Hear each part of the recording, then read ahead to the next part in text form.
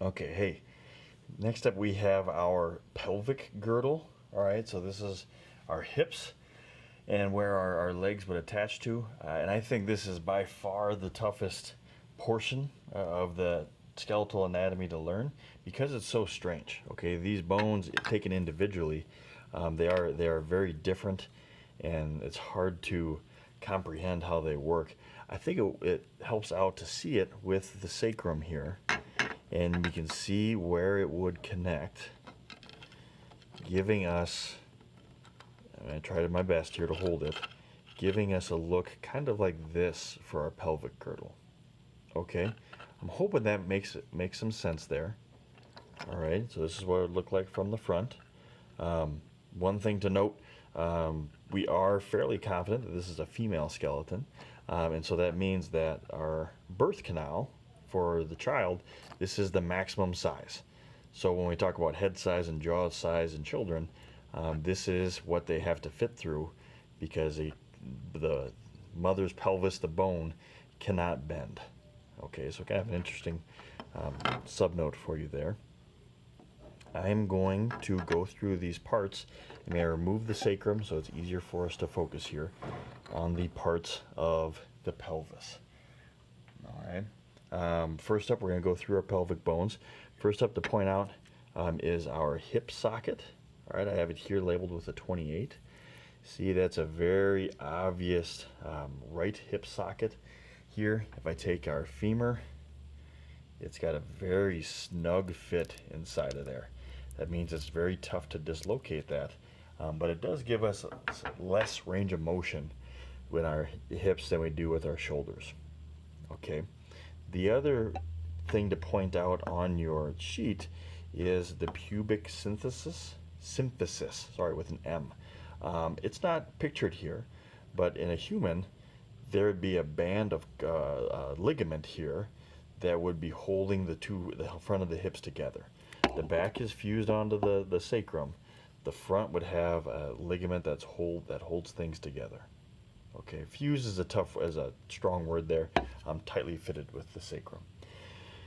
Moving on to parts of the pelvis, we kind of break down one pelvic bone into three major parts.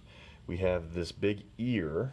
Okay, that whole thing I'm grabbing there, your hip bone there, that is the ilium.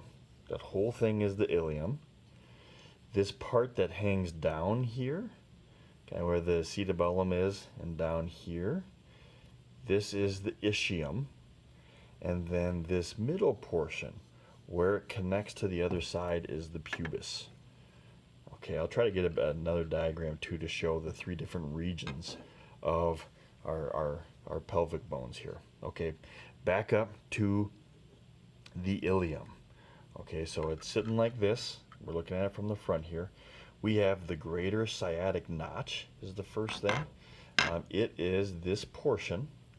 So looking at it from the front, I tilt it back, and we see this huge notch taken out of the ilium. That is the greater sciatic notch. All right, the greater sciatic notch is there. Our next spot is the iliac crest. I have it labeled here with number 30. Okay, we can kind of see that's rougher bone. It's not uniform in its thickness. That is number 30, the iliac crest. Next up, I have labeled with 31, the iliac fossa. Okay, so this kind of the planes of the hip. There it is on the back. Here it is on the front. This smooth portion is the iliac fossa. Those are the parts of the ilium. Moving down to the ischium, this part that's going to hang down, we have, with number 29 here, the ischial tuberosity.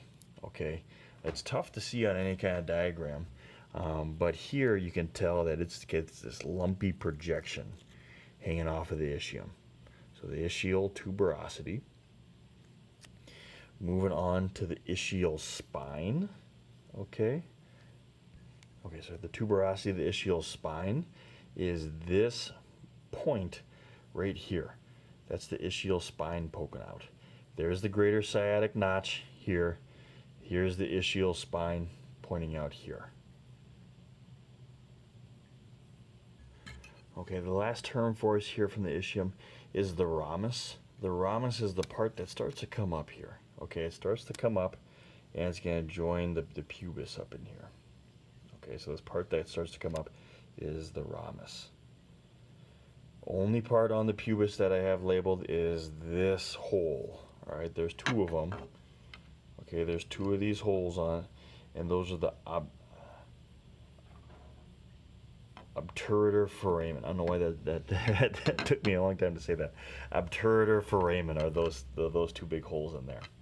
Okay, so there are the different pubic bones. I can't stress enough, this is a tough one. Check out the diagrams.